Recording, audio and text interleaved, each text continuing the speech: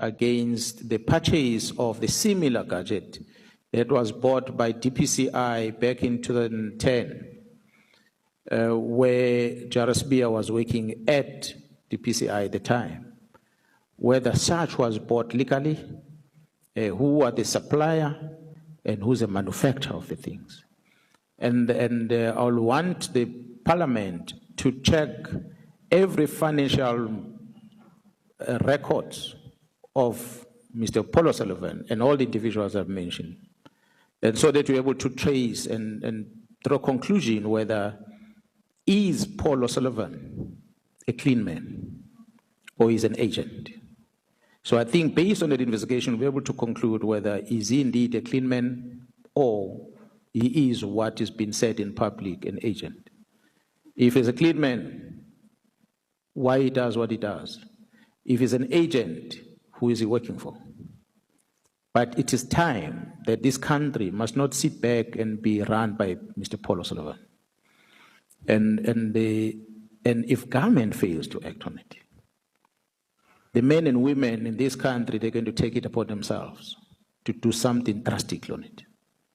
And it might not be what this government wants to do, because he has gone too deep in showing that he's got control all over. And maybe lastly, I might ask the members to say, if you ever heard of any report that is deemed to be classified, that's supposed to expose the wrong that has happened, such reports be interrogated. And one of them, IPID has a responsibility to investigate criminal things. When you hear the Minister of Police says, I've got a report from IPID that is classified, you need to ask yourself a question. You are not an intelligence structure.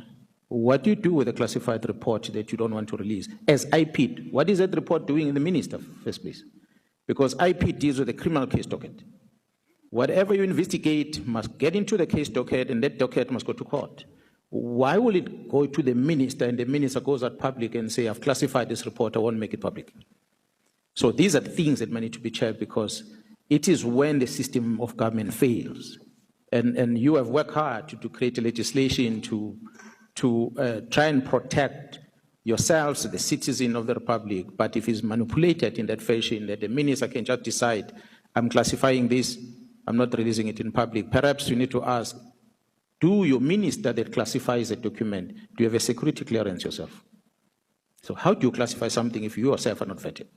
You don't have a security clearance. So what gives you basis to classify something? So those are the typical examples that I'm talking about that might need to be checked. The problem in the law enforcement has... Get ready. Dr. Joy, welcome to